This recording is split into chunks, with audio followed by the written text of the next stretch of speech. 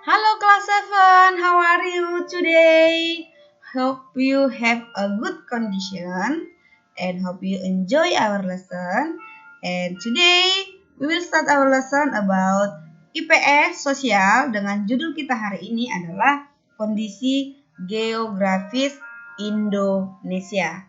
Nah, jadi sebelum kita bahas mengenai kondisi geografis Indonesia ini, kita mau tahu dulu apa itu pengertian peta, apa itu pengertian atlas, dan apa itu pengertian globe.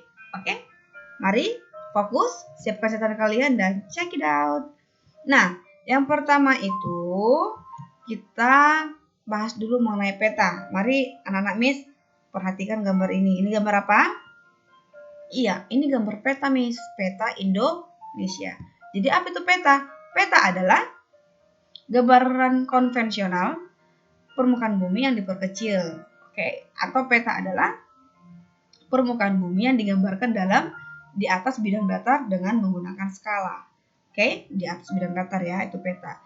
Nah, sedangkan kumpulan-kumpulan dari peta-peta itu adalah namanya atlas.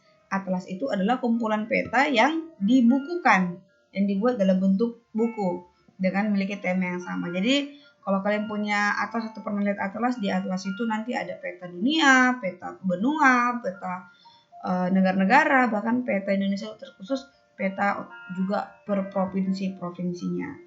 Nah, itu mengenai atlas. Next, kita bahas globe. Ini adalah gambar globe. Globe itu adalah tiruan bola bumi. Nah, ini dia tiruan bola bumi. Oke, jadi bola bumi itu bukan bulat seperti ini, tapi dia agak mereng ya, agak pepat dia. Nah, setelah itu kita bahas lagi mengenai letak astronomis Indonesia. Letak astronomis Indonesia adalah berdasarkan garis lintang dan garis bujur. Nah, apakah kalian tahu Indonesia terletak secara astronomis berapa lintang utara dan berapa bujur timur atau bujur barat? Tahu? Oke, nanti kalau kalian tahu, kalian boleh chat Miss untuk memberikan tahu jawabannya, memberitahukan jawabannya. Oke? Lintang utara dan berdasarkan garis lintang dan garis bujur. Oke, next. Nah, secara geografis Indonesia itu terletak diapit oleh dua benua dan dua samudra, benua Asia dan benua Australia, Samudra Pasifik dan Samudra Hindia. Itulah letak geografis Indonesia diapit oleh dua benua atau dataran besar dan dua samudra atau lautan yang sangat luas, yaitu Samudra Hindia dan Samudra Pasifik. Inilah dia Indonesia. Jadi unik ya letak Indonesia. Nah, sekarang kita fokus membahas potensi sumber daya alam Indonesia. Bagaimana potensi sumber daya alam Indonesia? Boleh dikelompokkan menjadi sumber daya udara, sumber daya tanah, sumber daya air, sumber daya hutan, sumber daya tambang, dan sumber daya laut. Gitu. Itulah sumber daya Indonesia, dan Indonesia dikenal sebagai negara yang kaya akan sumber daya alam. Nah, pasti anak juga udah tahu ya apa-apa aja yang menjadi sumber daya alam Indonesia. Sumber daya alam itu nanti kalau kita bahas lebih lagi dipelajari, ada di sumber daya alam yang bisa diperbaharui, ada juga sumber daya alam yang tidak bisa diperbaharui. Contoh yang bisa diperbaharui seperti tanah, air, udara, pohon. Nah, yang tidak bisa diperbaharui seperti emas, nikel, tembaga, gas alam gitu ya. Oke, next.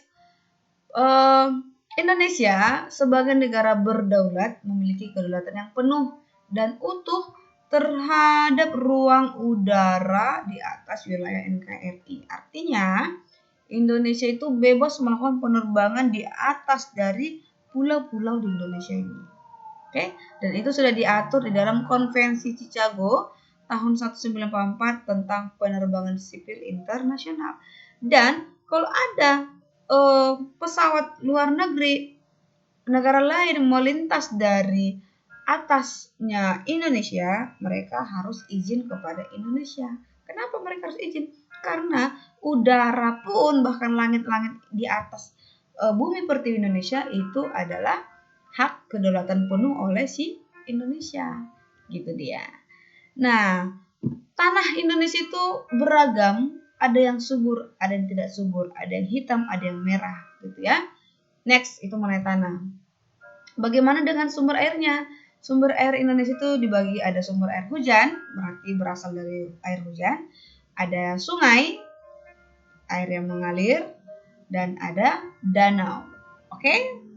Next, bagaimana dengan hutannya? Hutan Indonesia itu luasnya hampir sekitar 99,6 juta hektar atau 52,3% dari luas wilayah Indonesia. Jadi hutan Indonesia termasuk hutan yang sangat luas.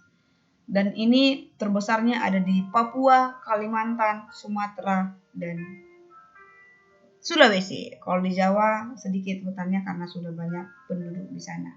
Nah, jadi Indonesia ini makanya Indonesia masih banyak sumber daya alam yang belum dieksplor ya, yang belum digali gitu ya.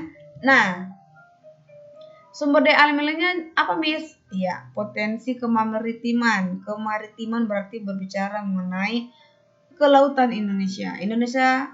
Kemaritiman Indonesia terbesar adalah perikanan. Banyak ikan-ikan yang hidup di perairan atau di laut Indonesia. Jadi ini menjadi juga sumber penghasilan atau mata pencarian warga Indonesia. Selain ikan tadi, juga Indonesia memiliki potensi berupa hutan mangrove dan terumbu karang. Jadi Indonesia sangat kaya akan sumber daya alamnya. Tinggal bagaimana Indonesia menghasilkan atau menciptakan sumber-sumber daya manusia supaya bisa mengurus atau memaksimalkan sumber daya alam untuk dipergunakan oleh warga Indonesia. Oke, jadi sekian materi kita hari ini. Terima kasih. Thank you for your attention and see you next lesson. Dan don't forget to fix your assessment, kerjakan tugas kalian dan kirimkan ke WhatsApp pribadi Miss Riris. Oke, thank you. Selamat mengerjakan. Bye-bye.